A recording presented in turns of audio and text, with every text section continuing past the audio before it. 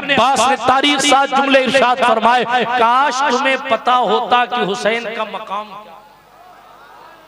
सहाबा ने प्रैक्टिकली हुसैन आजम की ताजीम करके दिखाई, क्योंकि हुजूर ने अहमियत बताई थी कि मैं चलता खुतबा रोक देता हूं तो तुम भी हुसैन के लिए चलती सवारी रोक, होती मीटिंग रोक देना। अगर हुसैन आ जाए तो फिर उनकी तरफ मुतवज्जे हो जाना। अल्लाह अकबर। क्यों? आप कहेंगे ये कहां से लाए? ये महबूब की मोहब्बत है। जब खुद पर दुरूद पढ़ाया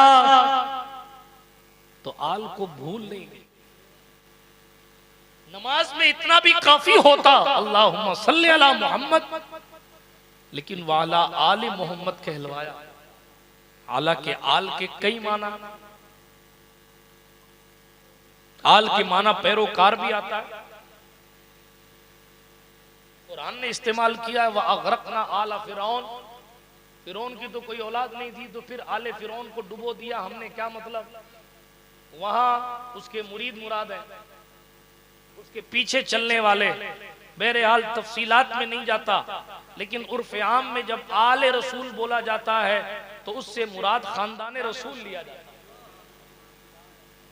बात समझ शरीफ में आई तो उस्ताद ज़मान ने कहा, मुस्तफा इज्जत बढ़ाने के लिए ताजीम दें, है बुलंद इकबाल तेरा दूध माने अहले बैत। इमाम अर्श मकाम के फजाइल आप सुनते रहते हैं।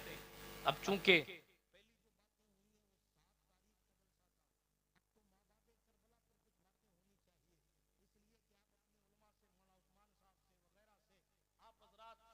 पूरे 10 दिन इमाम अर्श मकाम अला जद्दी वाले सलाम का जिक्र मुबारक सुनते हैं, इसलिए तेजी से आगे चलिए। उनकी सिर्फ एक बात कहूं, उनकी अजमत का किनारा न कल किसी ने पाया था, न आज किसी ने पाया है, और न कयामत की सुबह तक कोई पा सकेगा। अरे हुसैन तो हुसैन है, हुसैन तो हुसैन है। ये हमारे शहंशाह सुखन उस्ताद ज़मान हसन रजा हसन ने हजरत सरकार सुल्तानुल हिंद अताए रसूल गरीब नवाज के लिए कहा था, तेरी जात अजब बहरे हकीकत प्यारे, किसी तैराक ने पाया न किनारा तेरा। जो लोग विलायत के समंदर में तैर रहे हैं उन्हें नहीं पता कि गरीब नवाज क्या है। और जब गरीब नवाज की चौखट पर पहुंचकर पूछा कि हुसैन क्या है, तो कहा दीन अस्तु हुसैन, दी पना अस्तु हुसैन। हाँ, ये सारे मुगल और से लेकर आपके प्रधानमंत्री तक सारे के सारे गरीब नवाज को शहंशाह मान रहे हैं। बादशाह अस्तु हुसैन, दीन अस्तु हुसैन, दी पना अस्तु हुसैन, सरदार नदाद दस्त दर दस्ते यजीद, हक्का के बिनाए ला इलाहा अस्तु। नारे तकबीर, नारे रिसालत, या इमाम, या इमाम ख्वाजा का हिंदुस्तान। इसलिए दोस्तों, इमाम हुसैन के नाम पर 1 2 3 4 5 जलसे क्या, खून के दरिया भी बहा दें तो भी उनसे उनके इंसान का, उनके एहसान का हक अदा नहीं होता। ये तो कुदरत ने मना कर दिया, वला तुल्कू भी ऐदीकुम इला तहलुका।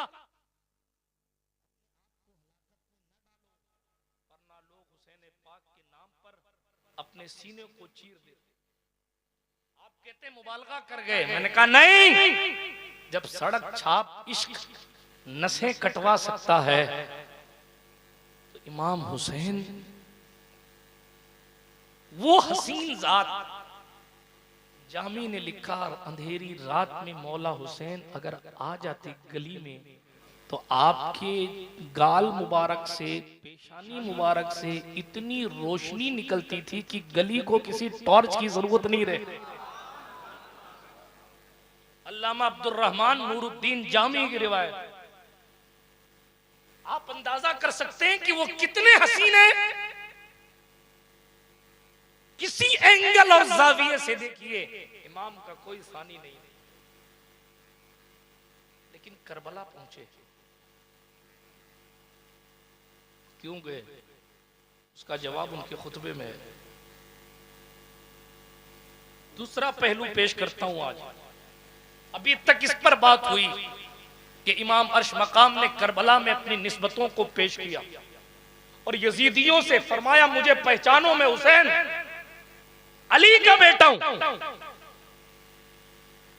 मेरी रगों में फातिमा बिन्ते मोहम्मद सलामुल्लाह अलैहा व अला अबीहा का खून दौड़ता है। क्यों कहा? वो आपने सुन रखा है, हमने बयान भी कर रखा है। वो इसलिए कहा कि 22,000 थे, उसमें हदीस जानने वाले भी थे, कुरान जानने वाले भी थे, सहाबी के घर के भी थे, ताबई के घर के भी थे, मौलवी साहब भी थे, कारी साहब भी थे। हाँ जी, आज लोग कहते हैं साहब हर कलमा पढ़ने वाला सही, तो फिर यजीदियों को भी आप दस्तार कीजिए, उनकी भी, उनका नाम आते ही आपका खून क्यों खोल जाता है जी? वो 22,000 कोई लल्लू पंजू थे? हमसे आपसे ज्यादा अरबी जानते थे जी। कोई राजस्थान के दौरों में से उठा के लाके खड़ा कर दिया था क्या उनको? नहीं, वो इराक, ईरान, अरबिस्तान की सरजमीन से आए थे। लेकिन दुनिया कितनी खतरनाक चीज है ना, अगर दुनियादारी गालिब आ जाए तो आपका इल्म भी आपको नहीं बचा सकता, वही आपके लिए जहर कातिल हो जाता, आपका तकवा आपको नहीं बचा सकता, वही दिखावे की भेंट चढ़ जाता है, डिटेल में नहीं जाता। लेकिन कभी ये ना देखिएगा कि भीड़ किधर है। मैं बातिल फिरकों की बात कर रहा हूं। हाँ, हमारे यहाँ ये भी एक लफड़ा है, बात कहीं और की होती है, तो लोग आपस के झगड़े में सेट कर लेते हैं। बड़ा दर्द है ये बातिल फिरकों की बात हो रही है। जो लोग कहते हैं, और खुल जाऊं, जो लोग कहते हैं अरे साहब हरम में कोई ऐसा वैसा थोड़ी इमामत कर सकता है, ये उन लोगों की बात हो रही है। बात समझ आई? हाँ, ये छोटी छोटी बातों को एक दूसरे के बंटवारा का जरिया ना बनाया करो, खुदा के वास्ते। मोमिन हो तो दिल बड़ा रखा करो, वरना आपका दिल अगर तंग है तो आपके ईमान में कजी है। मोमिन कंजेस्टेड दिल वाला नहीं होता, मोमिन कामिल। दिल देखना ईमान वाले का। ये अजमेर मोहल्ला आपके करीब में है जी, घंटा बजाने वाले आते हो या ईसाइयत के मजहब मानने वाले आते हो, मेरे सुल्तान गरीब नवाज झगड़ा करने कोई आता था उसको भी खाना खिलाया गया।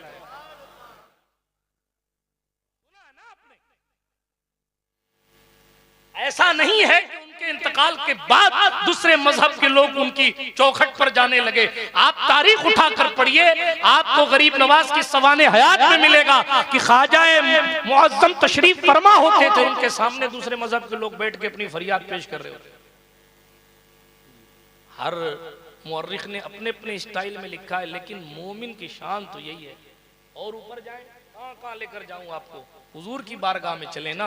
यहूदी बच्चा आकर कहता मैं आपका कलमा नहीं पढ़ूंगा, लेकिन मेरी मां को चादर की जरूरत है।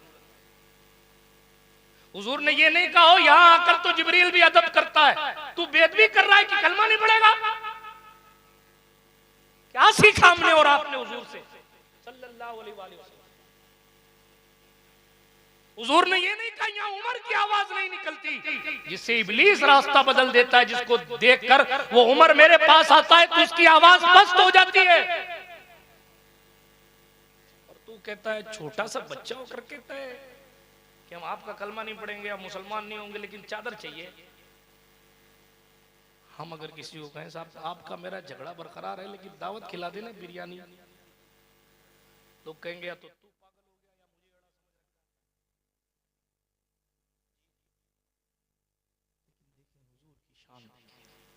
अपने दीन की वुसाअत देखें। और पे वाकया सुना हुआ है, सरकार मदीना ने अपनी चादर अता, अपनी चादर जी, जिस मुस्तफा जाने रहमत के कदमों से लगे हुए गर्दो गुबार को आज 1500 साल बाद भी आशिक तलाश करता है। कितने लोगों का कारोबार मदीना मुनव्वरा में जियारतों से चल रहा है। क्या है जियारतें? यहां से हुजूर गुजरे थे, यहां हुजूर बैठे, ये ओहद है, यहां हुजूर आए थे, ये मदीने से उहुद जा रहे हैं, ये मस्जिद दिरा है जिसे मस्जिद शेखैन कहते हैं। ये किसकी क्या फजीलत, क्या निस्बत है? कहा जब हुजूर उहुद जंग करने के लिए उहुद जा रहे थे तो सरकार ने यहाँ रात गुजारी थी, लोग उस मस्जिद को देखने जी वापस पलटे थे, या यतीम बच्चों का घर था, उहुद से पलटते हुए सरकार एक जगह आराम फरमाते थे। एक जगह थी वो, बाद में उसको मस्जिद मिस्तरा के नाम से मस्जिद बना दी गई, आराम की जगह, राहत वाली जगह जी। आज उस मस्जिद को लोग देखने जाते, क्यों? हो सकता है फिजा में कहीं हुजूर की खुशबू महसूस हो। दौड़ दौड़ कर लोग रियाजुल जन्ना, जन्नत की क्यारी में पहुंचने की कोशिश करते हैं, क्यों? ताकि पैगंबर अमन सल्लल्लाहु अलैहि वसल्लम के कदमों के ज़र्रात की ज़ियारत हो जाए। कोई उहुद के दामन में पहाड़ की खो के करीब जाकर मस्जिद फसा की ज़ियारत करता है। अरे भाई यहाँ क्यों आए? कहा इसलिए कि पैगंबर को जब जख्म लगा था तो हुजूर यहाँ उहुद के दिन आकर सरकार ने 3 दिन यहाँ गुजारे थे। हम उस फिजा को, उस दीवार को, उस जगह को, उस पत्थर को आज देखने आए हैं। शायद पत्थर के किसी जर्रे पर पैगंबर इंसानियत का नक्श मौजूद हो, और ये अकीदा कोई बिदअतियों का नहीं है, ये इमाम मदीना इमाम मालिक की शान है कि उन्होंने आज से 1300 साल पहले तकरीबन जब उनसे कहा गया था कि आप पत्थर को क्यों चूम रहे हैं, तो उन्होंने जवाब दिया था ये मदीने का पत्थर है इसलिए चूम रहा हूँ। कहा तो क्या हुआ, मदीने के पत्थर तो और भी, इसको क्यों चूम रहे? कहा इसलिए कि ये पुराना पत्थर है, मुस्तफा जान रहे सल्लल्लाहु अलैहि वसल्लम ने इस पे पीठ लगाई होगी, हाथ लगाया होगा, ये पुराना पत्थर इसलिए चूम रहा हूँ। कहने वाले ने कहा मालिक इब्ने अनस इतने बड़े मुहद्दिस हो, मस्जिद नबवी में बैठकर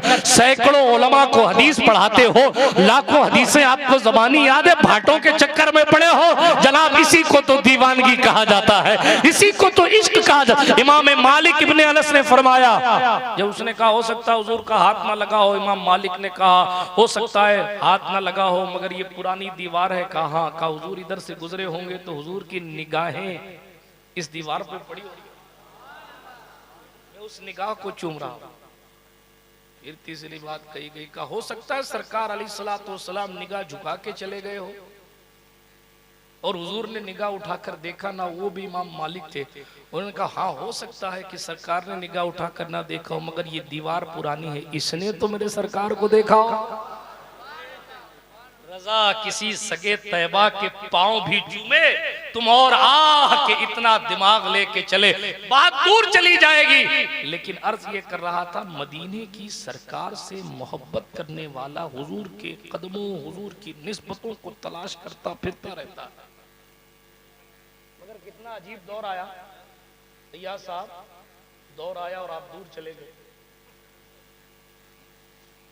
अजीब दौर आया कि हुजूर अलैहिस्सलातु वस्सलाम ने, सुभान अल्लाह, फैयाज का माना ही सखी होता है।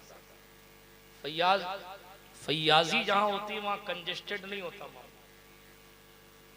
मोमिन का दिल बड़ा होता, दिल बड़ा होता। गालियां सुन के हुजूर ने दुआ दी है, हम तनकीद नहीं सुन सकते। बहुत अच्छा किया था ये काम, फिर भी लोगों ने अच्छा किया था तो लोग थोड़ी सवाब देंगे यार, सवाब तो अल्लाह देगा ना।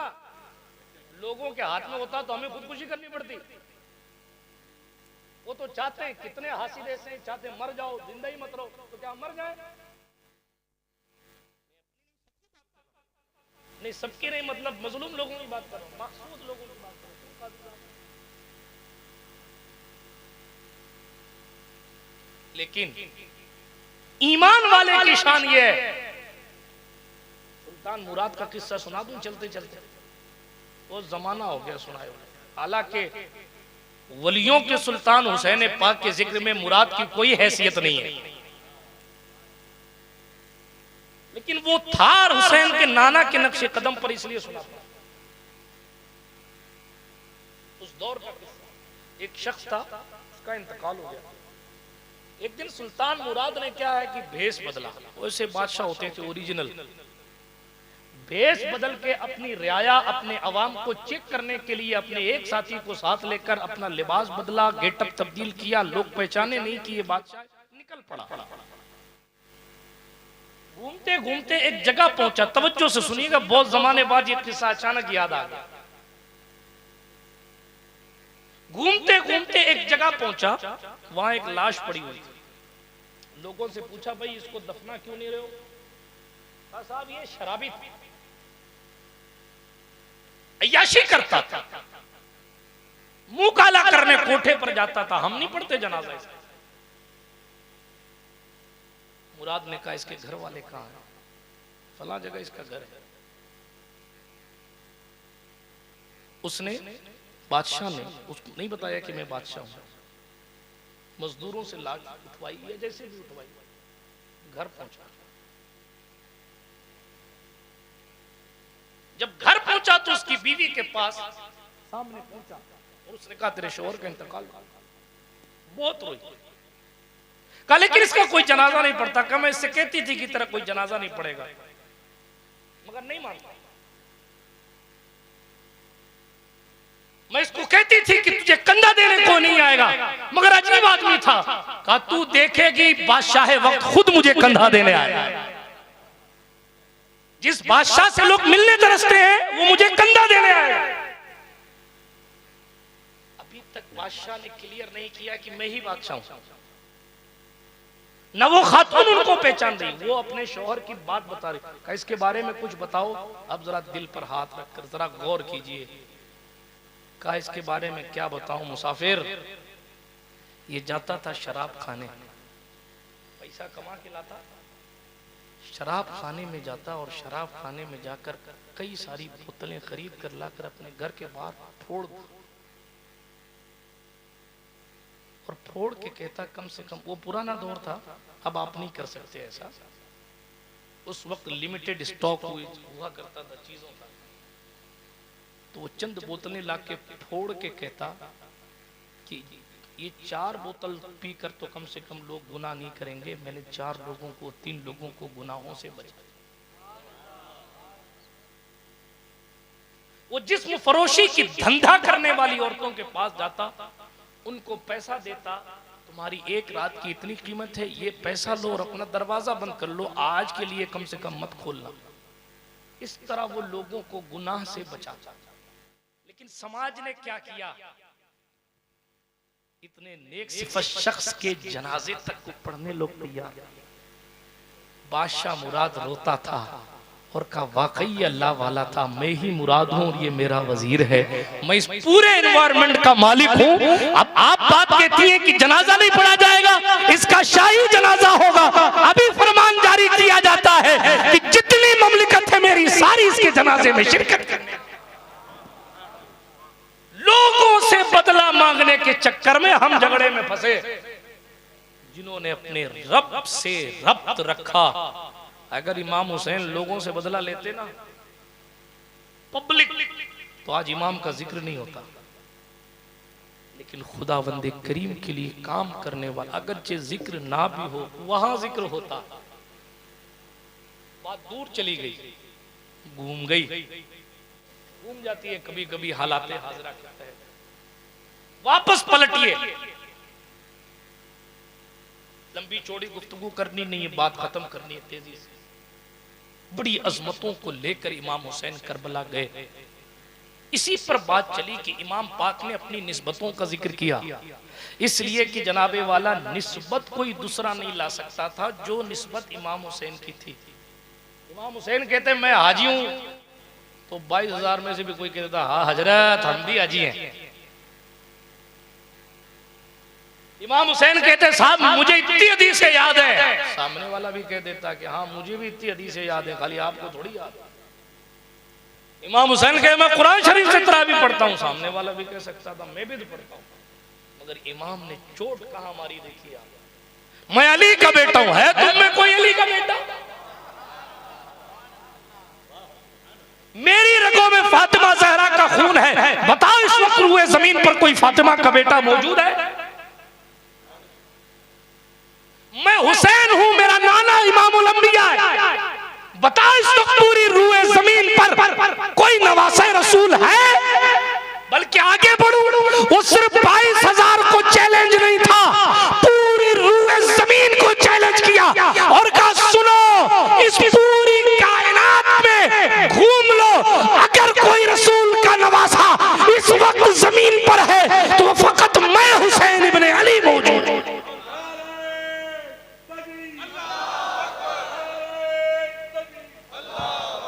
बिरादराने मिल्लत इस्लामिया, जरा गौर फरमाइए, इमाम अर्श मकाम फरमा रहे हैं, अपनी निस्बतों का जिक्र कर रहे हैं, अपनी निस्बतों। इसी पर हमारे उलमा ने बड़ा खूबसूरत जवाब दिया कि आज भी जब सुन्नियत की दलील की बात होगी तो किताबों की बातें बाद में, कोई ना कहे हमारे पास इतने बड़े आलिम है, इतने बड़े आलिम है, इतने बड़े आलिम है, वो बात की बात है। पहले ये बताओ क्या तुम्हारे पास कोई गौसे आजम है?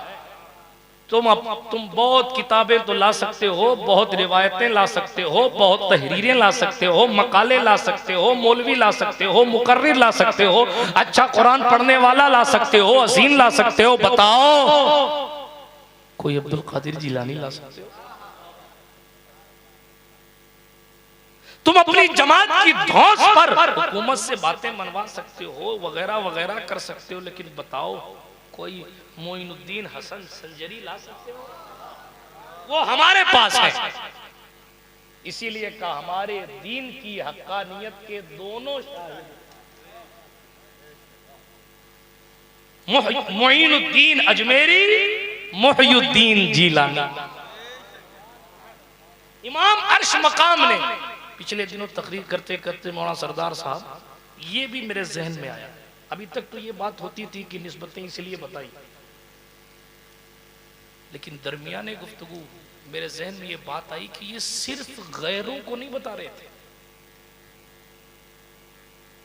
अगर कोई अपना सवाल करे कि हुसैन करबला में आप क्यों आए, तो उसका भी जवाब यही है क्योंकि मैं अली का बेटा हूं, मैं इसलिए यहां खड़ा हूं, दूसरा क्यों नहीं आया? आप ही क्यों आए? सहाबा पर ताना और तबर्रा करने वाले मकरू लोगों को इमाम हुसैन ने जवाब दे दिया, हुसैन आप ही करबला में क्यों आए? हुसैन ने खुतबे में क्या कहा था? लोगों में फातिमा जहरा का बेटा हूं, रूए जमीन पर अकेला इब्ने फातिमा हूं, इसलिए ये मेरा घर है, मेरा दीन है, मेरे नाना का पेड़ है, मैं इसलिए यहां हूं क्योंकि मैं फातिमा जहरा का बेटा। अदीब रायपुरी ने इसको बहुत पहले समझ लिया था, इसीलिए कहा आले नबी का काम था, आले नबी ही कर गए, आले नबी का काम था, आले नबी का काम था। कोई ये कहे फला साहबी भी तो थे तो गए क्यों नहीं? जवाब दीजिए, उनका डिपार्टमेंट नहीं था, ड्यूटी उनकी नहीं थी, ड्यूटी किसकी थी? आले नबी का काम था, आले नबी ही कर गए। कोई न लिख सका अदीब ऐसी किताब रेत पर, जितने सवाल इश्क ने आले रसूल से किए, एक के बाद एक दिए सारे जवाब रेत पर। इश्क में क्या लुटाइए, इश्क में क्या बचाइए, आले नबी ने लिख दिया सारा निसाब रेत पर। प्यासा कहूं हुसैन को, इतना तो बेअदब नहीं, प्यासा कहूं हुसैन को, इतना तो बेअदब नहीं, लम्से लबे हुसैन को, यानी हुसैन के होंठ को छूने के लिए तरसा है आब रेत पर। और कहने लगे आले बतूल के सिवा कोई नहीं खिला सका, बगैर पानी के कोई फूल नहीं उगता, मगर ये जहरा के फूल हैं जिन्होंने बगैर पानी के पूरा गुलशन लहला दिया। कतरे आपके बगैर इतने गुलाब रेत पर आया ना होगा इस तरह, हुस्नो शबाब रंगो शबाब रेत पर।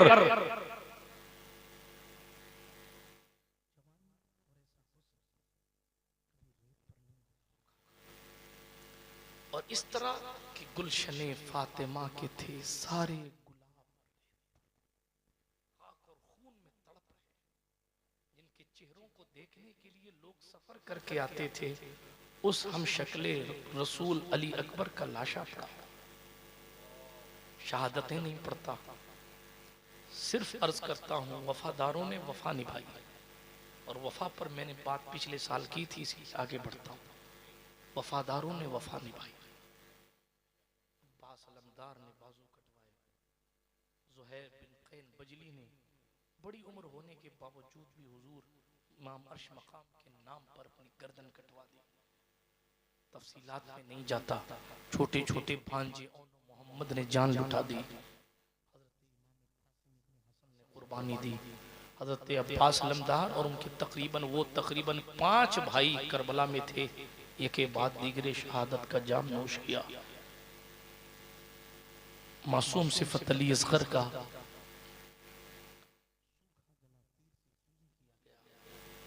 और फिर आखिर में 56 साल के इमाम अर्श मकाम मैदान कारजार में आके खुतबा दिया। हदफ बनाकर चारों तरफ से यजीदी कुत्तों ने तीर की बरसात की और इमाम अर्श मकाम सरदार जन्नत की तरफ रवाना हुए। इन्ना लिल्लाहि व इन्ना इलैहि राजिऊन। जैसे ही इमाम हुसैन पाक शहीद हुए, आसमान रो पड़ा, की बरसात हुई। बैतुल मक़दिस के बारे में सुयूती वगैरह बड़े बड़े उलमा ने लिखा कि जिस पत्थर को उठाया जाता था उसके नीचे से ताज़ा खून निकलता था। मैंने कल परसों की तकरीर में अर्ज किया था, ये हमारा फ़लस्तीन से रिश्ता है, ये हमारा क़िबला अव्वल से रिश्ता है। हुसैन पाक शहीद हुए इराक के मैदान कूफा में, और मस्जिद अक्सा है सीरिया शाम में। कहां इराक, कहां सीरिया, लेकिन हुसैन जाने रसूल है, जाने औलिया है, इसलिए उनके खून की हरारत कहां कहां पहुंची कोई बयान नहीं कर सकता। लेकिन जरा जुल्म देखिए, इमाम अर्श मकाम की शहादत हुई, रूह कफ़स उसूरी से परवाज कर गई। किस शान के साथ गई मेरी औकात नहीं है कि मैं बताऊं। कोई मोमिन जाता है ना दुनिया से तो फरिश्ते उसको बड़ी शान के साथ लेने आते हैं। मर्तबा और आला होना तो खुद मौलाए कायनात आते हैं, मर्तबा और आला हो तो खुद रसूल मुख्तार आते हैं। जी सुल्तानुल हिंद ख्वाजा खाजगान मेरे आकाए नेमत हुजूर गरीब नवाज का जिस रात विसाल हुआ था ना, उस रात अल्लाह के वलियों ने ख्वाब देखा और ख्वाब में हुजूर को देखा और हुजूर मुस्कुराते हुए, हुजूर सल्लल्लाहु अलैहि वसल्लम तशरीफ फरमाए। सरकार मुस्तफ़ा से औलिया अल्लाह ने अर्ज किया, या रसूल अल्लाह कैसे तशरीफ लाना हुआ? हुजूर फरमाते हैं सल्लल्लाहु अलैहि वसल्लम, मोइनुद्दीन हक ताला का दोस्त है, हम उसके इस्तकबाल के लिए आए। आप अंदाजा कीजिए, जब मोइनुद्दीन हसन के ताजदारे मदीना तशरीफ ला रहे हैं तो सगा नवासे की कंडीशन और उसकी कैफियत पर कोई खतीब कमा आपको बोल सकता है? नहीं बोल सकता। किस शान के साथ हुसैन पाक की बारात गई वो खुदा ही जानता है, या अहले नजर जाने अल्लाह की अता से। अभी मैं सिर्फ इतना कहता हूं, सय्यदुश शुहदा की डिग्री हासिल की, शहादत का जाम पिया, अल्लाहु समद। लेकिन जुल्म देखें यजीदियों का, जरा रहम नहीं आया कि हम इनके नाना का कलमा पढ़ते, उनका इमामा उतार लिया, उनकी बदन का कुर्ता उतार लिया, तलवार चुरा ली, जीरा चुरा ली, सर पे जो खुद था ले गए। इमेजिन कर सकते हैं आप, एक बगैर सर का जिस्म पड़ा है, रखा है, बदन के कपड़े खींच लिए गए हैं और फिर बगैर सर के जिस्म पर घोड़ों के टापुओं से उस जिस्म अक़दस को रौंदा जा रहा है। अल्लाह की पनाह, जिस हुसैन को हुजूर सजदे से जमीन पर नहीं गिरने देते थे। अजब तमाशा हुआ इस्लाम की तकदीर के साथ, कत्ल शब्बीर हुए नारे तकबीर के साथ। इब्ने साद की टीम ने खेमे पर हमला किया, खेमे में आग लगाई, खेमे जलाए गए, सैयदा सकीना को तड़पाया गया, सैयदा ज़ैनब कुबरा इमाम ज़ैनुल आबिदीन को जलती हुई आग से बचाकर बाहर लेकर आई। जुल्म पर जुल्म ये कि उन बदबख्तों ने इमाम पाक और उनके घर वालों और उनके साथियों के सर तकसीम किए आपस में। ये इतना कबीला ले जाएगा, ये इतने कबीले ले जाएंगे, ये कबीले वाले इतने सर ले जाएंगे, ये कबीले वाले, ये कौम वाले इतने सर ले जाएंगे। अल्लाह अकबर, अल्लाह की पनाह। खूली बिन यजीद इमाम हुसैन का सर लेकर भागा इब्ने जियाद की तरफ। उसका दरवाज़ा बंद था तो अपने घर ले आया। जब घर ले आया तो उसकी अपनी बीवी निवार से कहा तुझे मालूम है आज मैं दौलत लेकर आया हूँ। निवार ने कहा कैसी दौलत लेकर आया? कहा नवासे रसूल का सर लेकर आया हूँ, इस पर बड़ा इनाम मिलेगा। उस बीवी के दिल में ईमान के ज़र्रात थे, गुस्से से खड़ी हो गई। आज के बाद तेरा मेरा कोई ताल्लुक नहीं है, दुनिया हीरे जवाहरात लाती है, तू जहन्नम का सौदा करके आया है। यहीं से जिल्लत शुरू हो गई। बीवी उठी और उस घर में उस कमरे में जाकर बैठ गई जिस कमरे में इब्ने ज़हरा का सर रखा। रावी ने कहा कि उसने देखा आसमान से लेकर सरे मुबारक तक नूर की एक लड़ी है। फिर उसने देखा कि सफेद परिंदे उस सरे मुबारक के इर्द गिर्द चक्कर लगा रहे हैं। जरा तकदीर देखिए, घर एक, सर एक जो शौहर है वो उस सर को दुनिया कमाने का जरिया समझ रहा, और उसी की बीवी उस सर से अपने दिल को रोशनी दे रही। इसको तकदीर ही कहा जा सकता है। ये तकदीर का खेल। खूली बिन यजीद पर सिवाय मातम के कुछ नहीं किया जा सकता। लेकिन दोस्तों, इमाम अर्श मकाम अला जद्दिही व अलैहिस्सलाम के साथियों के जनाजे तक नहीं पढ़े इन कमीनों ने। और आज इन्हीं की औलादें पूछती हैं कि तुम हमारा जनाजा क्यों नहीं पढ़ते, इनका जनाजा क्यों नहीं पढ़ते, उनके पीछे नमाज क्यों नहीं पढ़ते, तुम्हारे बाप दादाओं ने इमाम हुसैन का जनाजा क्यों नहीं पढ़ा। जिस यजीद को बचाने में तुम लगे हुए हो, उस यजीद के कुत्तों ने हम शक्ले रसूल मौला अली अकबर का जनाजा क्यों नहीं पढ़ा। इंसानियत तक खत्म हो गई थी उन बदबख्तों में। सर अलग किया, बदन अलग किया, कपड़े उतारे, घोड़े दौड़ाए, उसके बावजूद भी कफन देना छोड़िए, जनाजा तक नहीं पढ़ा। और अपने जनाजे पढ़ रहे थे, अपने जनाजे पढ़ रहे और अल्लाह से कह रहे थे अल्लाह इनकी मगफिरत फरमा दे। जरा गौर करें, अरे मगफिरत होती है तो यहां सरदारे जन्नत को बगैर जनाजा के छोड़ देने वाले किस मुंह से अल्लाह से जन्नत में जाने की दुआ कर रहे हो। लेकिन वो उसी में खुश है, वो उसी में खुश है। खुदा जब दीन लेता है तो खुदा की पनाह। जब सरकारे ज़ैनब कुबरा वहां से गुजरी ना तो इमाम हुसैन पाक के जिस्म मुबारक पर फातिमा पाक की शहजादी सानिया ज़हरा की निगाह पड़ी। जब निगाह पड़ी आंखों से अश्क छलक गए और आपने मदीना मुनव्वरा की तरफ रुख किया और रुख करके कहा वाह मुहम्मदा, वाह मुहम्मदा। कितना दर्द होगा उनकी जबान में। एक नवासी अपने नाना को पुकार रहे, या रसूल अल्लाह ये आपका हुसैन है, जिसे आपने कंधे पर उठाया, ये हुसैन। अरबी है, उसका तर्जुमा मफहूम पढ़ो। या रसूल अल्लाह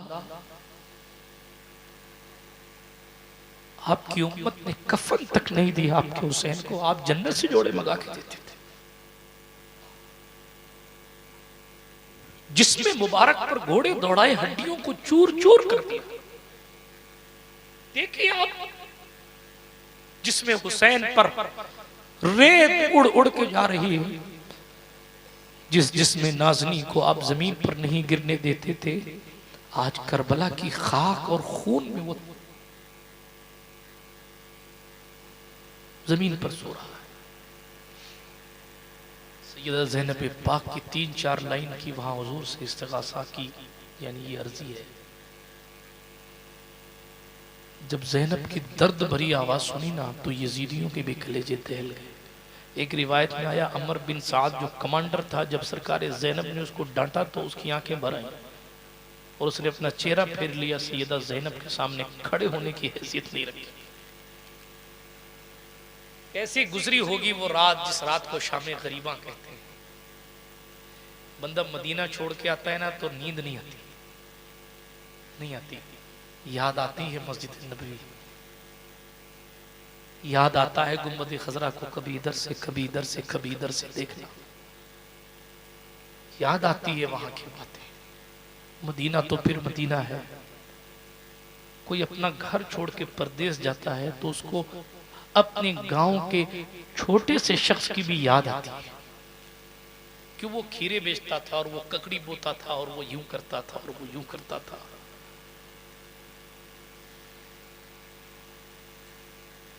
क्या मैं अर्ज करूं, क्या छोड़ूं। मोहब्बत इसी चीज का नाम है।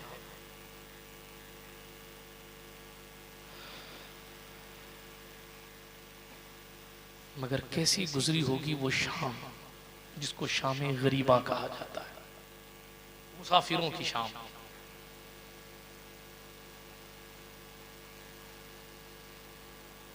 आप अपने घरों का हाल जानते होंगे। अल्लाह ने घर भरा है पोते नवासियों पोतियों से, और जब छुट्टी खत्म होती है और वो घर वापस पलटते हैं अपने ननिहाल से, तो नाना नानी फोन करके कहते हैं अब तो दिल ही नहीं लगता घर में, घर सूना सूना हो गया। जरा ये तसव्वुर कर सकते हैं, कल खेमा भरा था,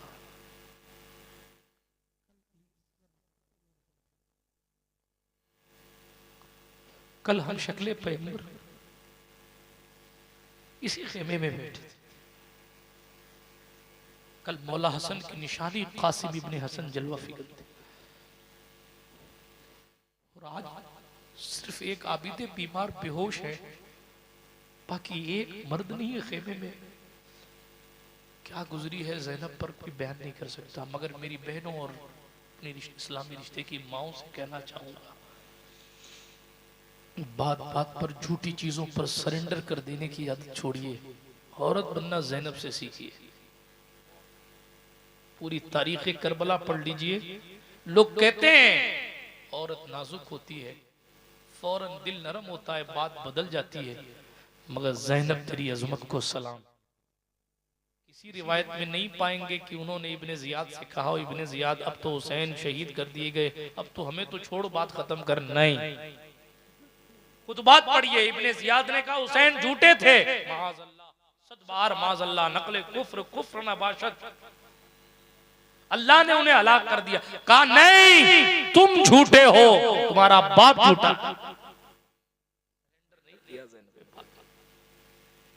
इब्ने जियाद ने कहा ये अल्लाह ने कत्ल नहीं किया। कहा माज़अल्लाह, मेरे बड़े भाई शहीद हुए, उनका नाम भी अली था। तो कहा फिर तुम क्यों बचे हो? जुल्म किया और उसके बाद तलवार मंगवा कर जैसे ही कत्ल करना चाहा, सैयदा ज़ैनब जहां खेमे से, जलते हुए खेमे से आबिद बीमार को निकाल के लाई थी, यहाँ इब्ने जियाद के दरबार में फिर सामने खड़ी हो गई और कहा ओ उबैदुल्लाह इब्ने जियाद इब्ने नामालूम, सुन, अगर तू हुसैन के इस बेटे को कत्ल करना चाहता है तो पहले अली की बेटी को कत्ल करना। औरतें तो डर जाती हैं कोई जोर से बोल दे तो, मगर अली हैदर की बेटी ने क्या कमान संभाली है। हुसैन के बाद किरदारे हुसैन ऐसा अदा किया है कि रूहे हुसैन मचल मचल कर अपनी बहन की बलाएं ले रहे, जबकि जुल्म है, लाशें पड़े हैं, रात नहीं कट रही, आंसू नहीं थम रहे। कभी सकीना को अपने बाप की याद आती है, कभी अपने भाई की याद आती है। अली अकबर को पाला था ज़ैनब पाक ने, उनके सिर्फ 2 बेटे ही शहीद नहीं हुए बल्कि ले पालक भी थे। हजरत एक तरीके से हजरत अली अकबर, भाई शहीद हो गया, पूरा खेमा लूट गया, मगर ज़ैनब ने नमाज नहीं छोड़ी। रस्सियों में बांध दिए गए अहले बैत ताहरा, उन्हें जनाजा तक नहीं पढ़ने दिया गया। हर शोर वालों, नहीं पढ़ने दिया। दिन के बाद पास की बस्ती के लोगों ने आकर जनाजा पढ़ा और तदफीन करी। और भी रिवायात हैं मगर मशहूर यही बात ये है कि इमाम ज़ैनुल आबिदीन भी पलट कर आए थे और फिर तदफीन हुई। वल्लाहु ताला व रसूलु आलम। लेकिन आप अंदाजा कीजिए उस कंडीशन में भी उन्होंने अपनी जबान पर शिकवा नहीं। आज 4 दिन काम नहीं चलता है तो हम अल्लाह की पनाह करबला के रेगजार से ये काफिला चला कूफा की तरफ।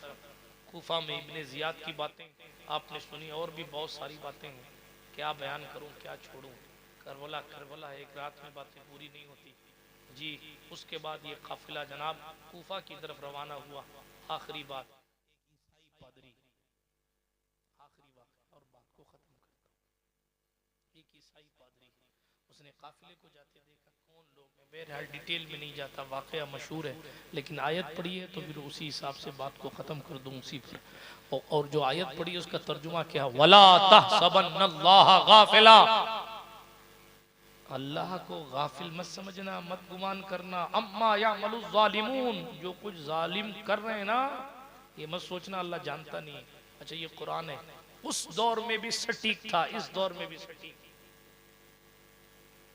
जो जुल्म करने वाले जुल्म कर रहे हैं अल्लाह को उन जालिमों से गाफिल मत समझना। इन्ना बतशा रब्बिका लशदीद, जब पकड़ आएगी तो बड़ी सख्त आएगी।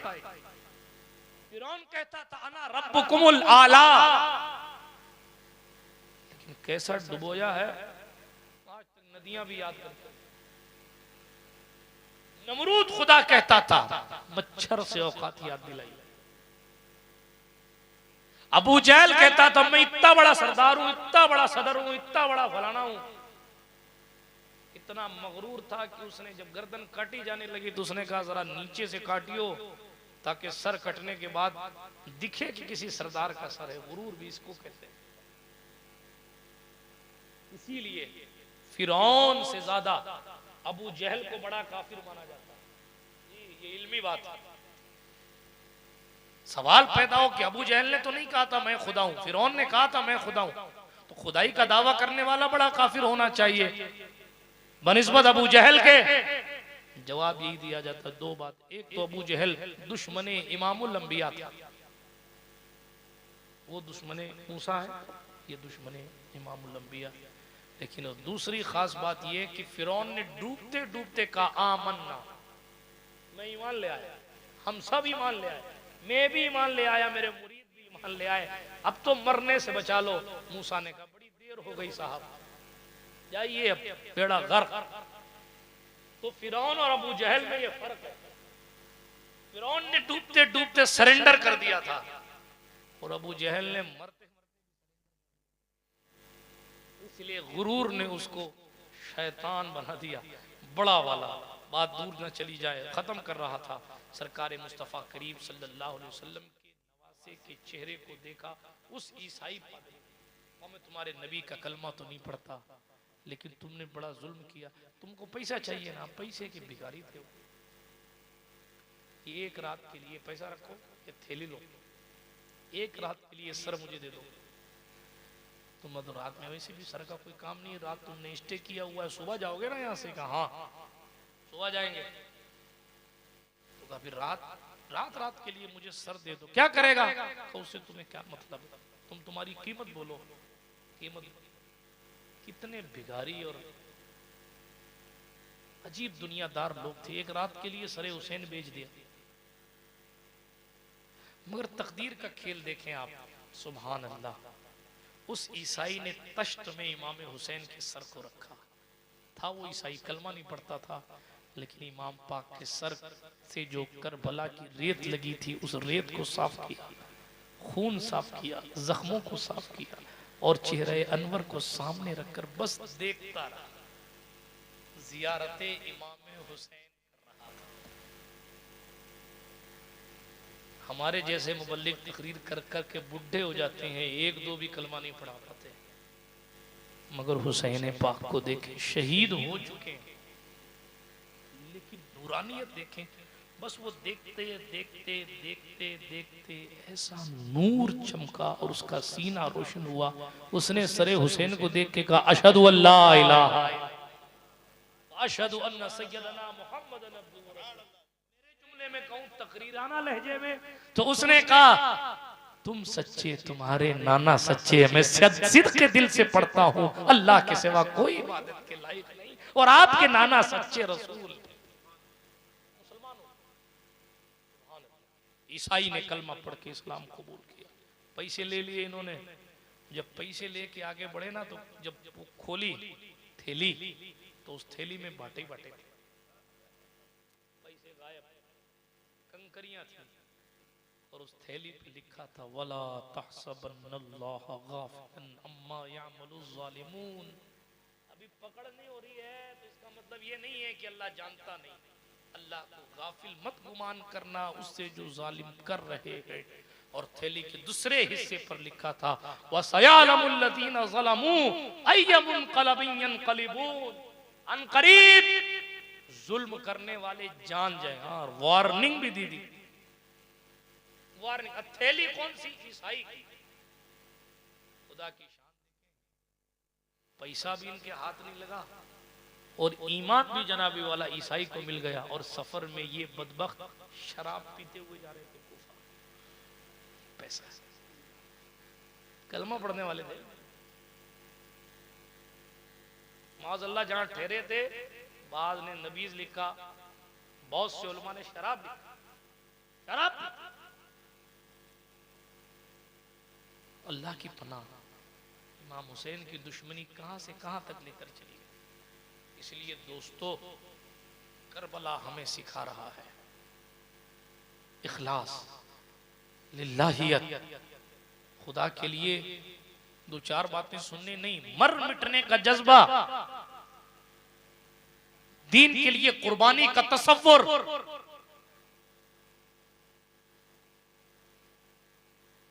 अहमियत होने के बावजूद सच्चाई का आलमदार कैसे होना है, इमाम हुसैन से सीख। हम मसलहत की बातें और हिकमत का नाम लेकर अपनी ड्यूटी से मुंह चुरा ले, मेरे से नहीं, वो टाइम अलग था। हजरत इसमें हिकमत ऐसी है, बगैर चूं बगैर क्यों के इमाम हुसैन करबला पहुंचे और कहने वालों को कहना पड़ा कि इमाम ने वो काम कर दिया जिसकी सही मानों में कमा हक हो कोई तारीफ कर ही नहीं सकता। मैं अपनी तकरीरों में कहा करता हूं, आज फिर कहते हैं, इमाम पाक ने झूठ को झूठ, सच को सच, पानी को पानी, दूध को दूध करके दिखाया। जुआरी, शराबी, नशेड़ी, गंजेड़ी से लड़ के दिखाया। उसके बावजूद भी खुद को हुसैनी कहने वाले नशा कर रहे हैं। तो खुदा ना खास्ता अगर इमाम पाक ना गए होते तो नशा करना सवाब लिख देते लोग। कोई भाई दे, पिछले दिनों एक अरब की वीडियो आई है, नहीं कहना चाहिए, वो अरब में अरबी में कह रहा है, शराब की हुर्मत पर तकरीर कर रहा है कि कहां से हराम होना साबित है, ये साबित है। कितना खतरनाक दौर। अल्लाह की पनाह, लमान वल हफीज, हम कयामत के करीब। अल्लाह की पनाह, बातें बहुत सारी हैं करने की, लेकिन करबला एक दरसगाह है, करबला एक क्लासरूम है, करबला रिश्ते सिखाता है, करबला वफा सिखाता है, करबला का मैदान हमें और आपको दीन रसूल की खिदमत करना सिखाता है। यार जिंदा सोहबत बाकी, दरमियान गुफ्तगू कोई जुमला गैर शरई निकल गया हो तो अल्लाह पाक माफी अता फरमाए। इस महफिल को सजाने संवारने में जिन नौजवानों ने जिस एतबार से भी हिस्सा लिया, कोशिशें की, उलमा ने, Ashraf welfare society branch Harsaur ने, और उनके साथ जितने लोगों ने भी कोशिशें की, काविशें की, अल्लाह पाक सबकी कोशिशों को शरफ इजाबत नसीब फरमाए। हमें और आपको सबको वसीउल क़ल्बी, वसअत क़ल्बी अता फरमाए और हमें और आपको इखलास और लिल्लाहियत के साथ दीन की खिदमत करने की तौफीक बख्शे। आपस में सबके दरमियान मोहब्बतें पैदा फरमाए। अस्तग़फिरुल्लाह ताला रब्बी मिन कुल्ली ज़ंबिन व अतूबु इलैह। माहे मदीना अपनी तजल्ली अता करे ये ढलती चांदनी तो पहर दोपहर की है। व आखिरु दावाना अल्हम्दुलिल्लाहि रब्बिल आलमीन। अस्सलामु अलैकुम व रहमतुल्लाहि व बरकातुहू। सुल्तान